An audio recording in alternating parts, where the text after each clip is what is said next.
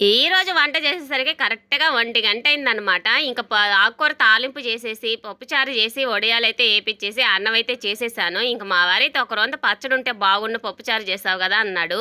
ఇంక మనసు ఊరుకుంటదా? ఏ టైం అయినా గూడా అడిగారు గదా! అని చెప్పి ఇంక చకచక ఇంక పచ్చడైతే చేస్తన్నాననమాట. పచ్చిమిరపకాయలు, కొంచెం వేరుశెనగ పప్పులు, టమాటాలు ఇవన్నీ ఏపిచ్చేసుకొని ఇంక మిక్సీ అయితే పట్టేస్తాననమాట. ఈ పచ్చడి, పులుసు, రసం ఇయున్నప్పుడు పక్కన పెట్టుకొని నంచుకొని తింటుంటే చాలా బావుంటదండి. ఇంక రోట్లో దంచుంటే ఇంకా బావుంటది. ఇంక ఎర్రగడ్డ పలుకులన్నీ ఏసి, ఇంక ఈ రోజైతే మటుకు ఇంక చెమటలు గారిపోతన్నాయి. టైమేమో బారైపోయిందనమాట. ఎందుకనుకున్నారు? ఈరోజు పొద్దున కరెంట్ లేదండి.